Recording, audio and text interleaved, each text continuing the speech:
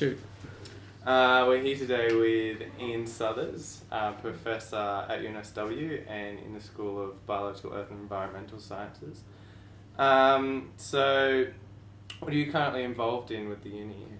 My work right now is really built around the Sydney Institute of Marine Science. I want to make that place really grow and survive through funding shortfall and booms and busts in attitudes towards marine science. Okay. So in doing that, I really pursue looking at the East Australian current, because I think that most East Coast Australians, from Brisbane right through Sydney to Melbourne, just don't appreciate they're living so close to a western boundary current that is a really warm water, poleward flowing current that affects our lives, our water supply, our fish, our sailing and our surfing. So that's the bit that I can look at that, as well as and through education and research make SIMS a reality that will last 100 years, 200 years, God knows. Have you currently got any PhD students or honours students doing any interesting projects? Sure. So I've got about 8 PhD students right now and 3 postdocs, which keep me sane. And really, no, I give them full credit, because I couldn't do half of what I do. I find, to be honest, that in my job right now in the last 3 or 4 years, I've become more of a manager rather than a scientist, which is a bit worrying for me, because I got into it for the fun and the science. So I've got some really cool students. One student is looking at the occurrence of these gelatinous zooplankton. They're called salps. You may have seen them washing up on the beach during the spring. They look like little clear translucent barrels, like bits of plastic with bright blue gut. And they are fantastically productive, growing maybe 10% of their length per hour. And they're feeding on this bigger plankton, the bacteria in the ocean, which gives us, basically every second breath you take is from those marine bacteria, photosynthetic bacteria. So it's a tremendous flux of carbon coming from the atmosphere into the water through these guys, and they're quite nutritious. They're not like jellyfish. They're quite yummy from a fish perspective, and then they then sequester, put carbon to the deep sea floor. So with that, it really revolves a lot around, as you'd imagine, the East Australian current, because these things thrive in inner shelf coastal water. And the East Australian current rips that current offshore, rips that coastal water offshore along with its plankton and its little salps, and with larval fish and everything else. There's a second aspect with larval fish, and that reason, fish have always been my first love. I've always got off on fish and keep them tanks since a kid. But I knew that for a career in science, I couldn't just study fish for fish's sake. I had to, and I knew that fisheries and oceanography was through the larval fish. So it's called fisheries oceanography. So it's looking at where fish spawn, how the larvae grow, and they die. They're dying at 90% per day. Only 0.01% grow to maturity. So that was a whole fascinating area of survival and what causes growth, and really what eats them. What's that cause of that massive mortality rate? So I've got another student, not surprisingly, working on the East Australian current, and looking at how those little eddies that I mentioned actually nurture them like little incubators. And that's a whole new view of these things. They're very small, like small in oceanography, 10 to 30 kilometers across. They're not really censused very well by satellite, and we're only starting to become aware of these as being, because they're so frequent, they last just the right duration for a little fish to grow out to become able to swim back to the coast. So you've always been interested in fish. Did you always know you were going to work with fish? No, and that's a good question, because I promise you, when I was your age, to think I'd be sitting here being interviewed by you guys with a professor in front of my name is just bizarre. In fact, I still pinch myself. I think I've fooled someone, and don't tell my boss. I don't feel particularly smart. I feel very fortunate, but so no, I had no idea. And in fact, it was really, I do remember as a 12-year-old just saying to my parents that I wanted a tank of fish, and they were just goldfish with those little turtles, and they just grew as one of my mates left Australia, went overseas to England, and he had about 3 or 4 tanks, and I've still got those tanks. I've had to repair them, but my kids have got their own fish in them. And so what was your major? Was a major in zoology. Okay. Yeah, I did a zoology degree. I then did 4th year honours. I did work with prof who was into crustacea, and he you'll laugh at this one, I guess. It's very nerdy to admit this, but the title of my honours thesis, which is here somewhere, is the functional morphology of the mouthparts and gastric mill of 3 species of decapod crustacea. I used to but friends of mine used to, who were doing medicine and law, used to just think I was bizarre, and I was. It's very nerdy. But it was to look at these a prawn, a little lobster, and a crab, and look at how they ate, what they ate, how they did it, and look at internally and a bit of surgery and so on to see how they ground their food, and to make a whole bunch of evolutionary, arm waving, just so stories. But it was a good introduction to it. But it was very much zoology, and I knew in my fourth year that I wasn't going to get a job to do that. And I applied. I got a scholarship to go to Queensland, UQ, and they said, "Oh, you could look at this with mollusks." And I knew that I'd end up with after 3 years, a scholarship, end up with a PhD, and no future. So I need to get into the fisheries and the oceanography side of things, and that meant going to Canada. So what was that like, doing your PhD and Masters overseas? Well, it's tough being away from family. Fortunately, my parents were, at the time, were quite robust, and so they weren't dying, as happens to a lot of undergraduates and the grandparents, whatever.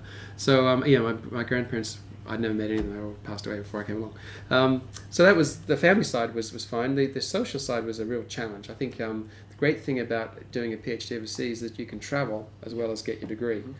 So you're always envious of people who travel all the time, and I never did that because I just worked. So it was good to do that and to see another culture.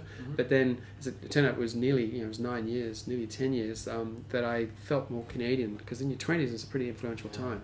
So I felt more Canadian when I left. I actually got a postdoc in Norway, and I went to Norway for 6 months. And people, what nationality? I said Canadian.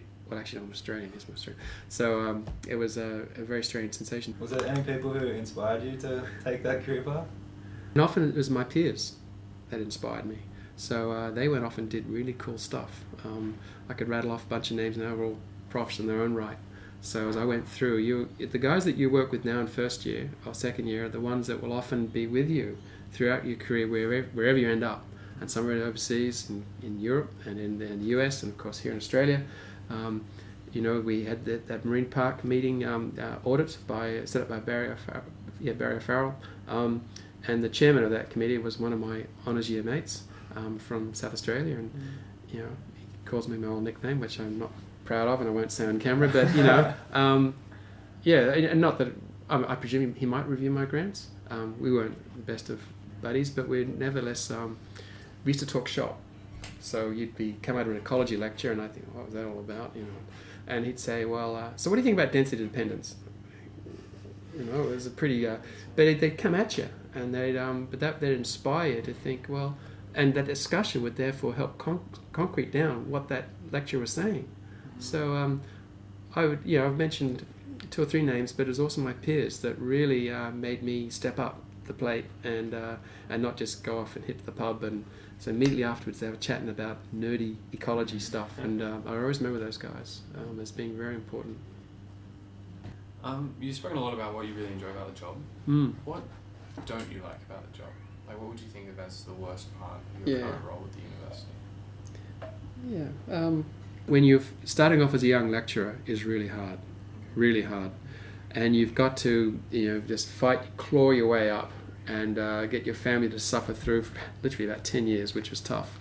So a lot of the honours students say, "Oh, you're going to apply for a scholarship?" I go, "No, why would I look at you with all your stress and stuff you do?" So that is tough because of all the marking and the course coordination, the bureaucracy, and yet you're also supposed to be doing cutting edge science and writing the next grant proposal and sitting on these committees. It's obscene. You're doing easily 80-hour weeks. So when you gradually rise up through the fog of that, and I realized that the way I could beat the system was by doing more research with more grad students and more grants, that would occupy my teaching load, and they wouldn't dare give me more admin and bureaucracy, because that's the biggest thing. And the paperwork, to go to sea, I've got to find permits for sampling plankton, and even more if it's outside Australian territorial waters. I've got animal care and ethics, so if they're targeting larval fish, and they say, how many are you going to collect? And I say, about 100,000, and they, because they're used to rats and cats. Then work in marine parks and permits. I've also the OHS, so every operation I do, sitting at a desk, using a microphone, wiping a whiteboard, whatever, I've got to have a separate set of risk assessments for all those procedures. You touched on the idea of the marine parks restructure. Yes. So what are your particular ideas around that? My particular view is that I was surprising to learn that marine parks are not there as a fisheries tool. And that bugs me, because I think they are. But the science and the legislation is about protecting biodiversity. And we should not be promising the recreational fisher that they are a fisheries tool.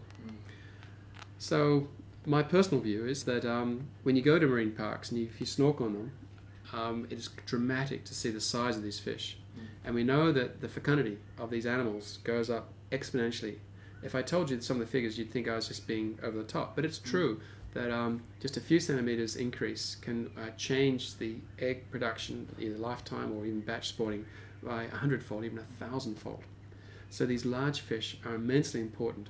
And one of the reasons why fisheries are in the demise they are today is not so much loss of habitat and all that kind of stuff. It's really loss of these great big fecund individuals. Really big old fish are actually very productive. Marine parks help to keep those fish around. The question is that do those fish then, the larvae, the production, those gametes that these big fish produce, do they fertilize and seed the fished areas? And it's a difficult question. I think it's almost an impossible one to answer. Are you interested in moving into any other areas of science? Always interested. It's probably a fatal move to make at this stage because you've got to keep the runs on the board, the publications and the grants. On the other hand, it doesn't take much to move out of your little narrow area. So I talked about being in larval fish and oceanography. But if I quickly move out into, say, phytoplankton, to look at pigments and so on, that for me is a huge jump. But from any funding agency, that it's still plankton. But for me, intellectually, that is admitted. So I could move out into looking more at the phytoplankton side of things because it's a bottom-up driver of the field. That said, the really interesting area that is I reckon, is a smoking gun that has to be broken open and made people, is this top-down regulation of ecosystems by predators. So the contribution of for example, seals, which on the east coast of Canada, which are maligned as being destroying the cod stocks. I think the seals are really important for maintaining a productive ecosystem, thereby eating smaller fish that otherwise would thrive and compete out the codfish. So I think the role of predation is a really interesting one, and how we can rebuild ecosystems back to be more productive by reintroducing these predators. So if you were in our shoes at the moment, do you think you'd still pursue the same path you have? Absolutely. In fact, even more so. For me, I just did purely for interest. But of course, there's always a concern, and that I wouldn't end up at a job, and because my brother was done medicine, the other brother did dentistry, so they had jobs. Who's going to employ, people aren't exactly queuing up for marine scientists and zoologists, in fact. I think these days there's a lot more need for these skills. Turn the camera off. No, kill it. On the other hand, that's all right. I'll just pause so I don't ruin the soundtrack. It's fine, we can edit it. Yeah. You can edit everything. Yes, right. Put a better looking face on my head. Tom Cruise.